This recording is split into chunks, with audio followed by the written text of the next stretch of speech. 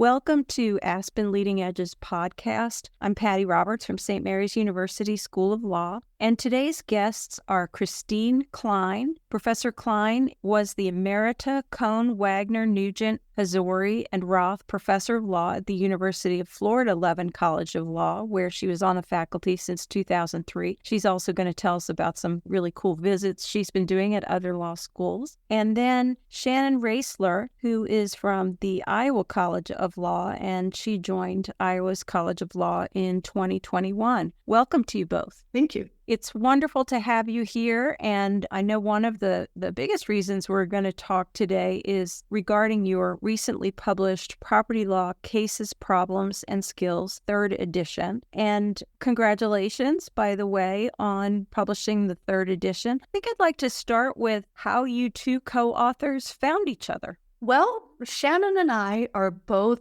natural resources law and environmental law scholars, and we have met through various conferences in that area. And at one conference, Shannon came up to me and said, "I've been using your property book." And I said, "Oh, well, give me some feedback. What should I change?" And she gave me a really lovely answer, which was basically, "I love it. Don't change it." And I said, "Ooh, this is the partner for me."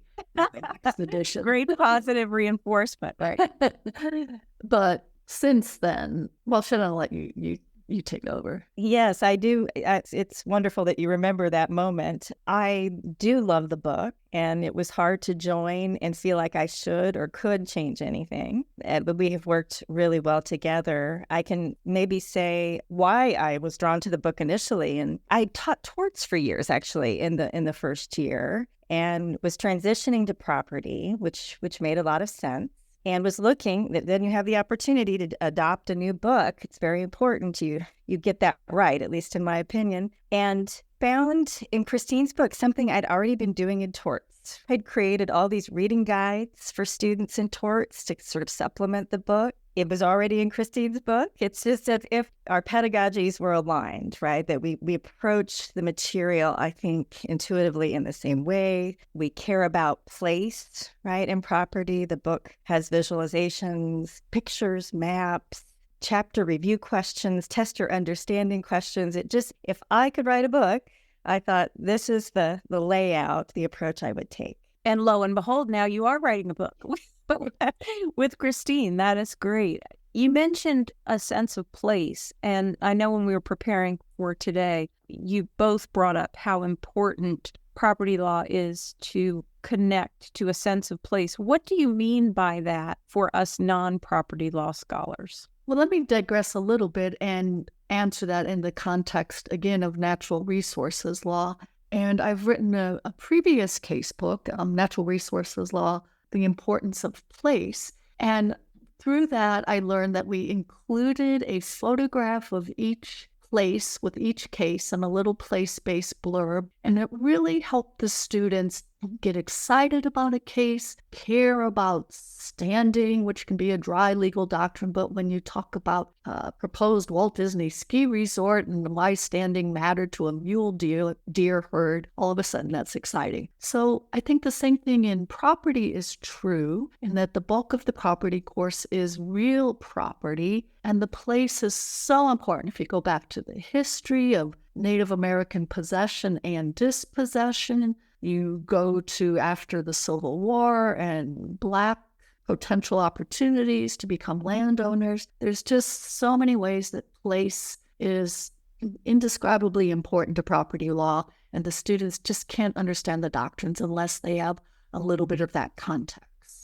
I would add to that, it is essential, and that the point Christine made that most of property is real property is key, right? So it takes place, and I would say place is both spatial, right, in the landscape, but also temporal, right? When in time did this case or this doctrine emerge? And I think one of the things we try to do in this 3rd edition is add even more of that context. It's already there, the history of the place. There's often a note that follows that story. But the larger history of, for example, as Christine alluded to, redlining, which discrimination in housing and how that has really shaped the landscape and our property doctrines. Students, I have found, don't always know this history, and it's so critical to understanding the doctrine. So a book that just looks at cases in a vacuum or doctrines in a vacuum, I think would be missing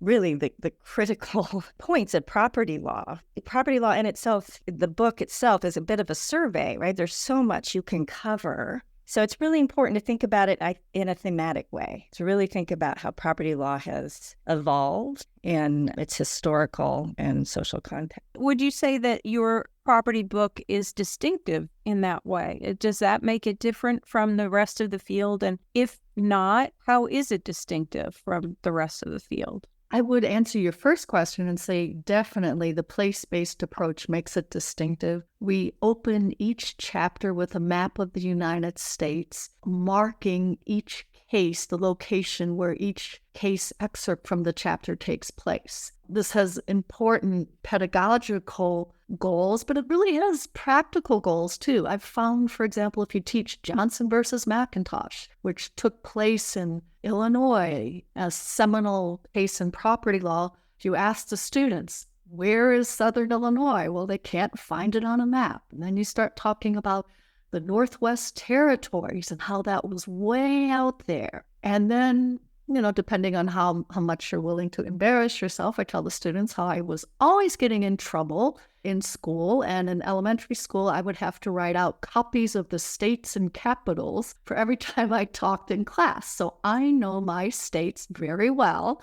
And there's a good reason to know your states and how it can be influential to the law. And additionally, in property law, it's mostly state law, varies from state to state. So that's also important. And how about the third edition? How is the third edition different from the first two property law cases, Problems and Skills? Among other things, we have in the very first chapter, we list themes of the book, like just passing through, to remind students that there's this tension between whether property is for the living, the dead, future owners. How do we share ownership of a piece of property throughout perpetuity? And one of the themes we've added in this chapter that was always there, but we made it more explicit, is property law and race. So that allows us to add some really important thematic unity to what we've already had in the book, discussing in the chapter on real estate transactions, for example, how people of color were systematically excluded from the real estate market, the Fair Housing Act, in the chapter on restrictive covenants, how there were all often race-based covenants, in the chapter on easements and running covenants, how there were racially restrictive covenants. So just explicitly adding this theme, I think, allowed us to add more content and tie together what we already have. Because you are both environmental law and natural resource law scholars, do those specialties inform this case book in a way that other scholars might not have the same lens in looking at property law? Well, to be honest, of course it does. We bring that lens to the book.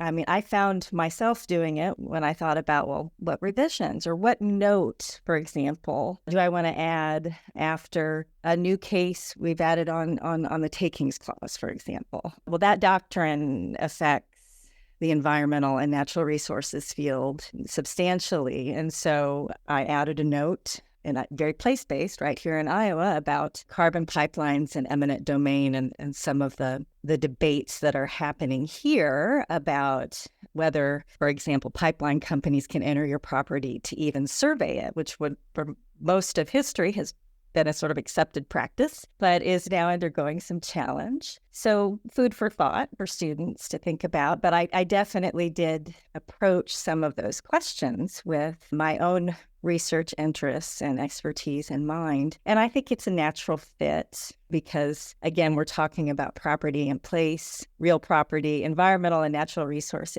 issues are central to those topics.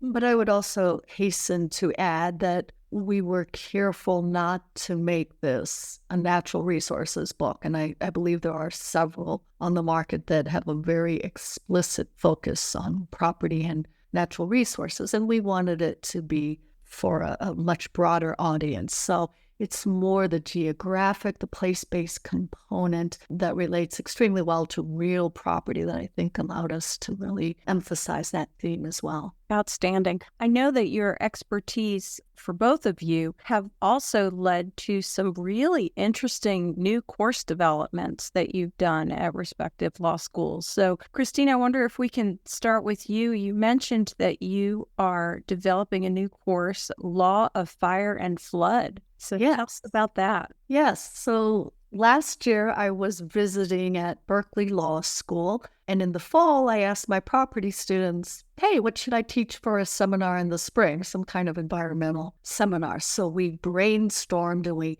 came up with a title of Biblical Dimensions, the law of property, the law of fire and flood, and I developed it into a course. And it's, I suppose, a modern, narrower incarnation of disaster law, which has been around for a while. But the interesting thing I learned is that there really is no law of fire and flood, which is astounding in 2024. And so we worked through all the little pieces of law that have been pressed into service.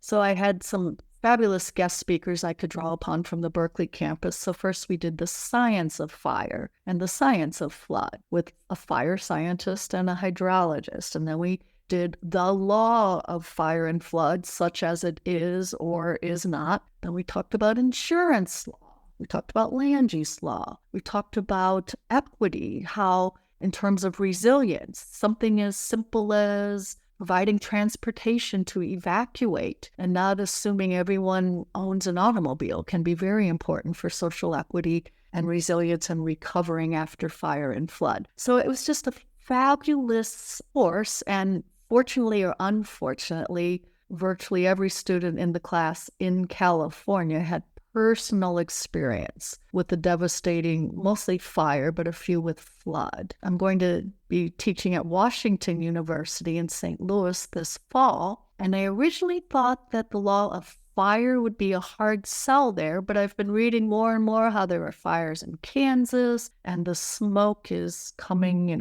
east, and every landscape has to burn, even in the Midwest, even in Florida. I took a course on wetlands ecology, and even wetlands have to evolve with fire. So the law of fire and flood, I think, is really relevant to students no matter where they are, but I'm tailoring the course to the place where I'm teaching it. That's very fascinating. I'm sure they loved that course. I think that would be so interesting. And one thing you've hit on is the value of bringing in specialists from other fields, so making that an interdisciplinary course. And Shannon, you have done the same thing with a very popular course at your law school. And can you tell us a little bit about that? Yeah, I would love to. It's been so exciting to develop this course. And I will say from the start that we were fortunate to have the resources to do it because of the generosity of Fred and Charlotte Hubble, who, a gift in environmental law at the Iowa College of Law, really facilitated this because we pay for the time of those experts who join us in the endeavor. So it's a one-week field course of sorts, and we don't camp. We can drive to Lake McBride, a local lake here, managed by the university, and we spend the morning with experts from federal agencies, from the university in land management, with biologists, talking about the management of natural resources. Students do things like bird banding. We actually surveyed the prairie and the woodland habitats for an endangered bumblebee last August. We may be doing that. Very cool. We using, like the iNaturalist app. And then in the afternoon, after lunch, I lead discussion about the law as it applies to wildlife and habitat conservation and teach the various statutes that might apply, like the Endangered Species Act, the Migratory Bird Treaty Act. And students pick a species and do a little project at the end. And in that project, I asked them to really reflect on what the practice of law might look like and how they need to engage or how they might imagine engaging with different experts in their own practice. It's a very popular class because it's a lot of fun, but I also think it's meaningful because you really do see how law and policy works on the ground and how it intersects with so many other fields. Well, I know you have some strong feelings about interdisciplinary teaching being necessary for future law school pedagogy. So if you would share a little bit about your thoughts there as we move towards our evolution of legal education question. What do you see as being the most valuable for students, both from this experience and also moving forward, since this is a small field seminar that has a big wait list? How can we do this to scale for other law students, and should we? Well, I think so. And a lot of what Christine mentioned, you don't have to do a field course. You can invite experts to come talk to your class. I do that in environmental law. I have the luxury of a big research university full of very knowledgeable, wonderful people who can come and talk about what it means, for example, to monitor water quality or serve on EPA's scientific advisory board and really give students some perspective on what they're reading about in class. So I don't think you have to do a field course to make steps in that direction. And I have colleagues who do that in other fields as well. But because we are really facing a time of change and disruption, not just in our interactions with the natural world, but, for example, technology, I think we really do as teachers have some challenges ahead in how we teach, and that it's not just the legal doctrine and the approach to legal analysis that we have used for years and years, although that's very important, that we really do need to go beyond that and get students thinking about how the profession and the work they're going to do intersects with all these other fields.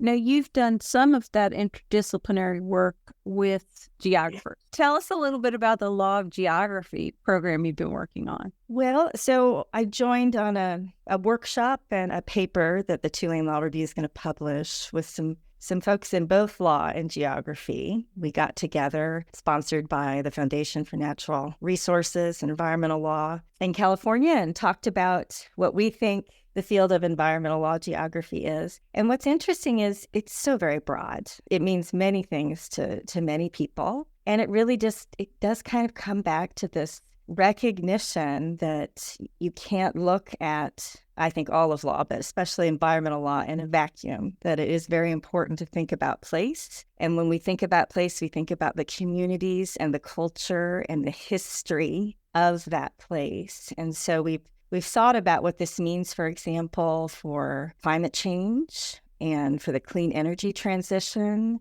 and for the management of water resources and other resources. Very important to think about these questions of people, place, and culture on the ground. Christine, I have enjoyed learning more about your property law cases, problems, and skills book that you originally started, and then your young protege, Shannon, who came on board and said, I love your book, and now has been part of what you recently had published as the 3rd edition. Can you tell us, Christine, what you see as the future of legal education in the coming decade? You've been in the academy for a long time, and now you have been enjoying seeing a variety of different law schools as you've been serving as a visitor. So perhaps from your own experiences, how have you seen it change, and how do you think it's likely to change in the coming decade? That's an easy question to end with, right?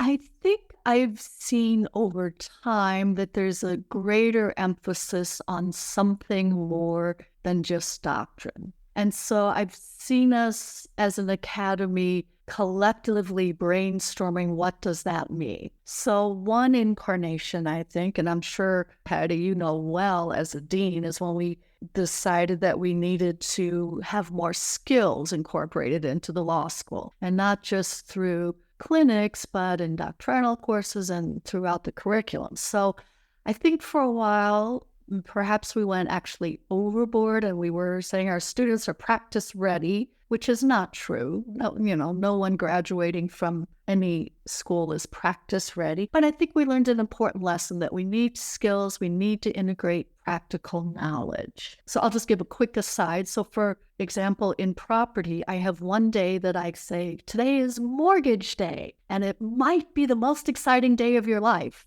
And then I say very quietly, and it might not. But and the students get into it, and I have a little handout which we'll have online with our book, and we get into the nitty gritty of a mortgage, and that's an entree point for me to say, real property, real estate is the basis of wealth in a lot of families, and the fact that people of color have been excluded from the real estate market for generations has a huge impact on today, on the diversity of wealth, the wealth gap between races, and other things. So I had a couple of first-generation law students come up after class and say, hey, my parents just bought up their first house and I was able to help them, with the mortgage. And it just touched me so much. So it's not that we're teaching skills to teach skills. I think we're teaching skills because they're part and parcel of being a lawyer and also of being an educated citizen. So I think as part of law school, we don't have to be shy about teaching our students skills that they will use in their own life for themselves and their families as well as their clients. So that's just one example of how the law school pedagogy is evolving. But for the future, I think what we're going to have to do is teach more with less time, which is an impossible task. I was going to say, I can't wait to hear how you think we can do this. As a dean, that would be very helpful. Well, I could be a paid consultant. No, on the one hand, I think for a while we had a divergence among schools with students of maybe higher LSAT scores that focused more on theory and less on passing the bar. And I think at schools with students with lower credentials, we've had the opposite, struggling not to just teach to the bar. But at the various schools I've visited, over time, it's sort of become a humbling experience to realize every school has years where the students ace the bar, and every school has years where the students do very poorly. And of course, the alumni and everyone is calling the dean's office. So I hope we're all learning that every school has to pay careful attention to doctrine and the bar exam, but we also don't want to sacrifice skills, and we also are learning the importance of theory in a sort of pragmatic way. So for example, in property law, to teach property law and race, and to have race be one unifying theory of several in the book, really helps put the whole course into historical context, into modern day context. And I have found it helps me teach more efficiently because the students kind of see the big picture, and then you can just quickly plug into what you're doing. And with a few key words, the broader landscape springs up for the students. And just to add one sort of thing we're trying to do in our casebook to be more efficient, to do more with less time, is for every major topic, sometimes 1, 2, 3 examples per chapter, we have a text box that begins that's called a place to start. And I found the students love this. So it just very tightly lays out the relevant doctrine for adverse possession, for running covenants, and it lays it out clearly. There's no hide the ball. But then if we give the students more, we can expect more of them. So we start them with that basic, and then a place to start entry is followed by test your understanding problems. So the students are essentially kind of teaching themselves, looking at the doctrine of adverse possession, and here's a problem, who should win? The doctrine of running covenants, and here's an example. How would you label it? Should the covenant, the benefit, or the burden run? So I think by being more efficient in teaching our pedagogy, more efficient, and we give students lots of problems, practice problems, review problems with answers in the appendix, lots of stuff where they can kind of get a jump on the bar exam on their own. we have more time in class to also cover skills and that unifying theory that I think really makes it all more understandable and accessible. That sounds like a really fun way for students to approach those topics, that place to start. And for professors, yeah. Yeah. Shannon, what are your predictions for the future of legal education in the coming decade? Well, so I want to emphasize something Christine ended with, which is she's highlighting some of the formative assessment tools in the book, the test your understanding, chapter review. Those were things that attracted me to the book. And this, I promise this is relevant to the future of legal education, in part because I had really started caring about the idea of assessment and how we need to rethink in law school, how we go about that, how we assess basic competencies. And maybe it's very hard structurally to get around, especially in a big class, that end of the semester exam, but students really need to know along the way how they're doing. And we do need to make it easier and more time efficient for teachers to pick up materials and be able to do that. And that's one thing I love about this textbook. So as far as the future of legal education more broadly, that is a very difficult question. I think the one thing I have learned in teaching environmental law is humility. We know climate change teaches us the future is unpredictable. You can expect it to surprise you in various ways. And I think many of the disruptive changes we're seeing, technology, climate change, economic, both domestic and internationally, it's hard to predict where those will take us. But I really hope law schools will try to be more adaptable, to support innovative teaching approaches so that faculty who are interested, I think all faculty should be, faculty and staff at law schools can come together and say, well, we recognize this change is on the horizon.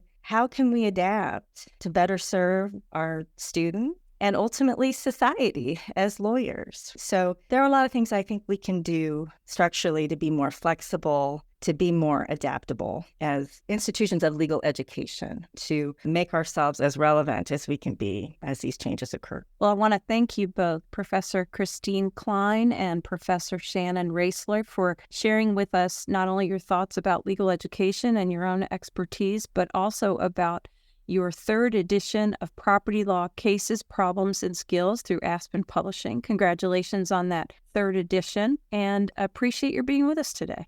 Thank you. I've really appreciated your time. Thank you. This has been terrific. Really appreciate it. Well, if you've enjoyed today's conversation and would like to hear from additional thought leaders in the Legal Academy, you can get additional episodes on Aspen Leading Edge's podcast page and also on your favorite podcast channels. Thank you.